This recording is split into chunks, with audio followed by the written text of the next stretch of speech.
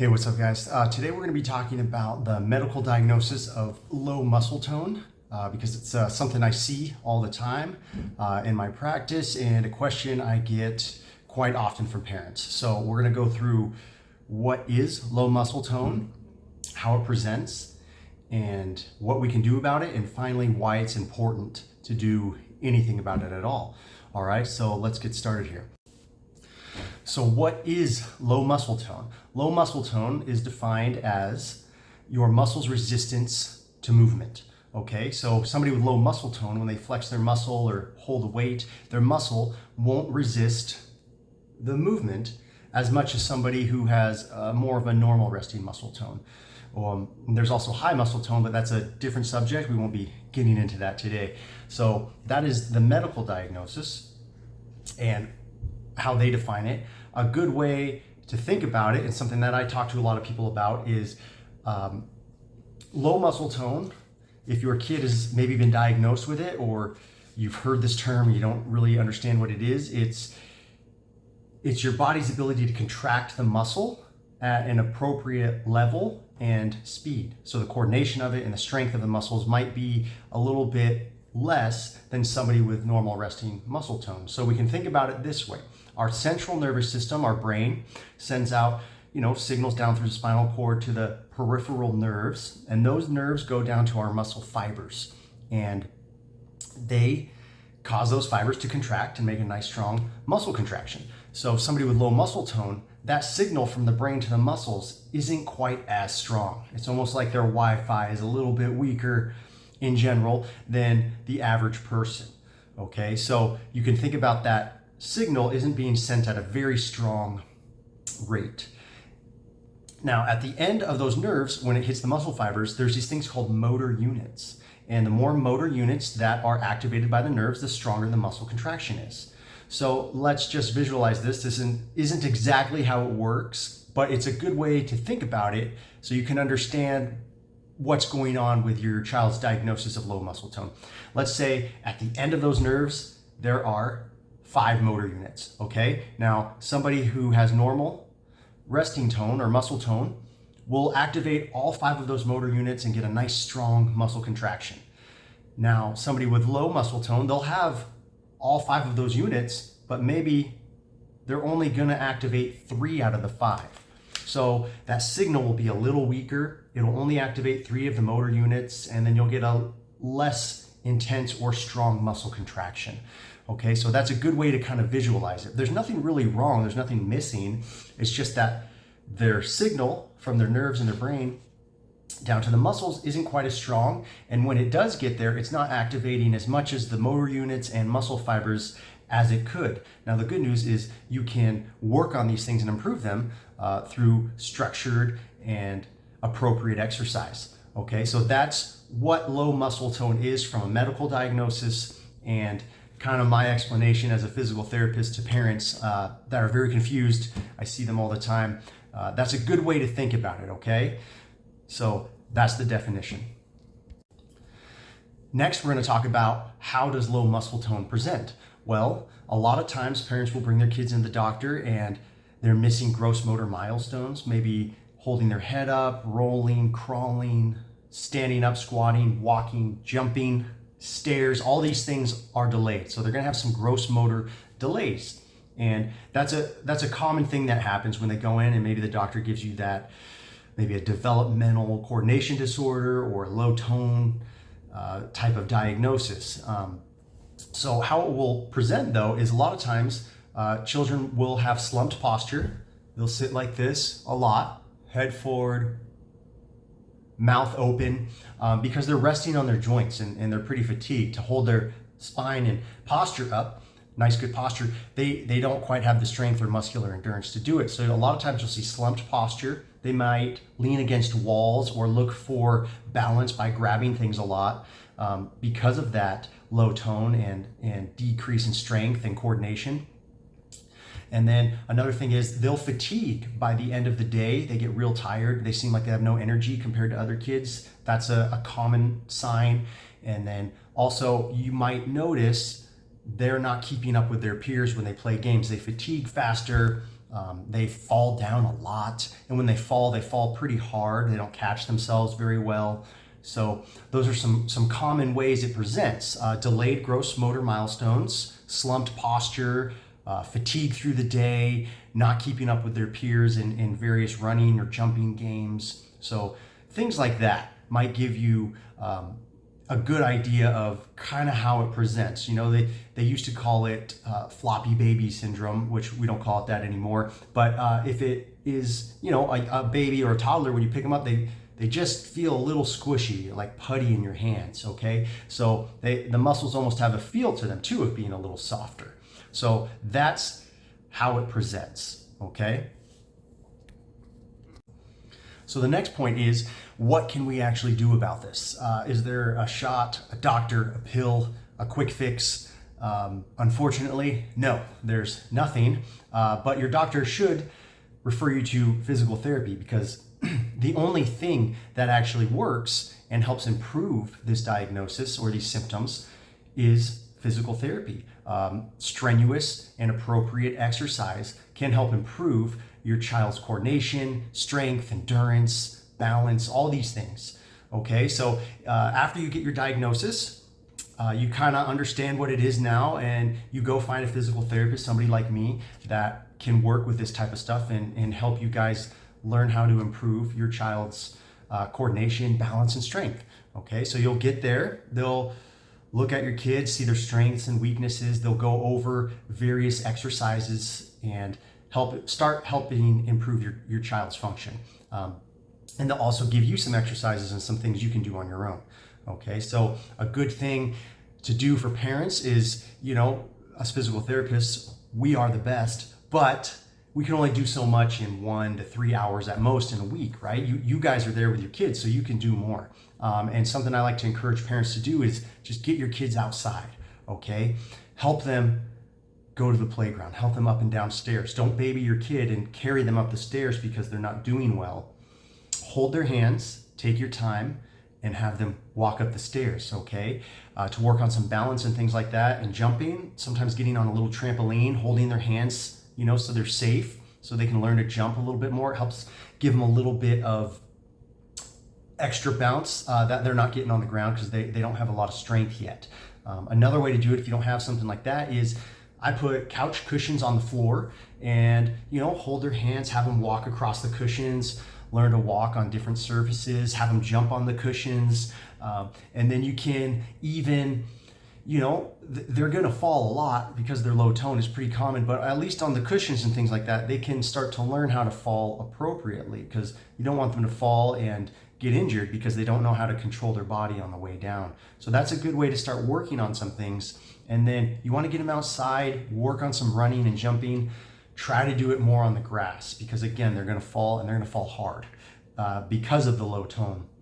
That needs to be worked on. So hold their hands when they're running on the grass, and they'll also, they're going to fatigue quickly too. So I know you're going to get tired doing this, but they're going to be tired too. They won't last very long, but just a little bit every day. I tell a lot of parents, if you got 15 minutes, you can significantly improve your child's life and their gross motor coordination, balance, strength, all those things. So maybe you're going by a park and you don't want to spend the whole day there. That's fine. They're going to get tired. They won't want to spend the whole day there. But get out there for 15 minutes, go up the stairs, try some slides, go down with them, and then try some ladders. Put your hands on their hands as they hold it, and then hold their body so they're safe, and start working on things like that. And just let them start to learn at their pace, because they're not going to be able to do it with their peers right now because they're behind. So they need a little bit of extra attention, time, and training. Okay, so all you got to do is do your best. Try like 15 minutes a day. That's where I tell parents to start. And you'll see huge improvements very quickly, because kids want to move. They really do. So the more you get them out there, the more they're going to move, which is, a great thing, but also a little more tiring from the parent's perspective. So that's what we can do about low tone, is we can prescribe appropriate exercises that will help strengthen their core, keep their posture up so they can hold their head up and stand more erect. We'll strengthen their legs so they can jump, run, and skip more appropriately. Working on endurance so they can keep up with their peers during various games or school activities as they get older. Those are all things that the physical therapist will help direct you with. And that's kind of who you need to see. Okay, so let's say maybe you don't have an option of a doctor or a physical therapist, you live in another country, you don't have these things. But you still might suspect like, hey, my child is moving slower than the other ones. They seem fine, but they're just a little bit slower physically. And then maybe you had some other kids and they seem to do things, at a sooner age than the child you're looking at now. So again, just the best thing you can do is get them outside, play some games where they're on their stomach and they have to hold their head up. That will help with, some posture things. You can help like have them walk on their hands for some arm strengthening. You're gonna have to hold their legs and their torso, their body a little bit to support them because they are weaker. So those are some beginning strengthening things. And get them outside and get them playing some ball games, trying to work on some coordination. It'll help with balance, especially catching things overhead or trying to kick balls, works on some single leg balance. So if you don't have access to like doctors and doctors of physical therapy, you can still do stuff on your own to help your kid get stronger. The biggest thing is just getting outside and getting them moving on a daily basis. So that's what we can do about it. We can do these exercises, make them stronger, more coordinated, improve their endurance, and it'll give them better quality of life. So that's the whole point of all this, okay? What we're gonna go through is why it's important to do anything about this at all. Because I run into this problem a lot of parents, and unfortunately, a lot of doctors will tell parents that they're fine, they're gonna be okay, they're just uncoordinated, they'll grow out of it. But I'm here to tell you, they don't grow out of it. What happens is kids grow up, and when they grow up, they go to college, they sit in the library and study, they get a job, they sit at a desk and they type at a computer like this, okay? And it doesn't really affect their life anymore. They don't have to go to recess or play ball games or go to the gym, things like that. So they don't grow out of it. They just grow up and it's not as noticeable. Now, it's important, in my opinion, to address these things if you can. The younger they are, the better. The more we do for our bodies when we're young, the better they are as we get older. So it's important to do these things. Don't just let them grow out of it. Be active about it and really try to get them outside and get them moving, okay? So they can keep up with their peers. Now, there's three main reasons why. So physically, you're gonna help strengthen their muscles. With increased exercise, you're gonna help give them increased bone density, which will help later in life. Their cardiovascular system will develop more appropriately, and their posture will be better, less likely to have kyphotic or scoliosis type posture. So it's really important that we do these things when they're young, so they physically can grow and develop in the best way possible, so they can have a better life later on. Because it's the things we do as we're young really affect us when we're older, okay? Now, the other thing is not just physically, now you want to look at socially. What are kids doing? They're playing, they're running, they're picking up balls and throwing them, but if a child has low tone, they're going to shy away from these activities, and then they're going to get left out. They won't get picked to play on the team or in the game, or maybe they can't keep up and they're always the one who's it if you're playing like tag or something, and then they're going to get frustrated and they're going to quit, and then they'll stop playing even more. You'll see them playing sitting games at recess, maybe leaning against a wall, not interacting with their peers. It's very common. I see it all the time. So socially, these things affect our kids as well. And we don't want them to be left out. We want them to go and, have a good social circle and good friends and have a good time with things and not feel like they're left out. So the improvements in their physical abilities, although athletics and sports, I love them, they're not the most important thing in life. For kids, it's a huge part of our social setting, okay? So it is important to get after some of these things when they're young so they don't miss out socially either, and they can integrate with their peers at an appropriate level and improve their quality of life. Now, thirdly, another thing I like to tell parents is it's important to do this stuff for their cognition as well, for their intellect, because the low-tone kid slumps in class. By the end of the day, they're really tired. It takes so much energy to keep up with their peers. They're using more energy to try to get their muscles to contract and to sit up and pay attention. So what it seems to be normal for everybody else is not for them. It's very taxing, very tiring. And after school, a lot of times you'll see them, they just seem like they have no energy. They don't remember what their homework is. They forgot it at school. And it's not really even their fault. They're just so tired. So they'll fall behind academically, and it's not because they don't have the ability or they're not as smart as their peers. It's because they're so tired they can't pay attention by the end of the day. They're not holding their head up in class. They're not retaining information. They're kind of zoning out because they're just fatigued. And the good thing is that making them tired through appropriate exercise will actually improve their intellect and cognition and learning, because they'll be able to stay awake, stay focused during the day, listen to their lessons, bring their homework home, and you can work on it with them. Okay, so working on these postural muscles, your muscular endurance, all of these things, they help you physically grow, they help you socially, and intellectually, they also help your child so they can actually participate in their entire academic day. So I find those things to be very good reasons why we do something about it. And then also there's one more thing, is the literature shows, I mentioned this earlier, but the things we do when we're young actually do affect us when we're older. So somebody with low tone will have a higher rate of, if they don't get moving in life, a higher rate of like obesity, diabetes, high blood pressure, sedentary lifestyle factors come into play, because they'll get older and they won't want to do anything because they've never done anything. But this affects the length of their life and the quality of their life.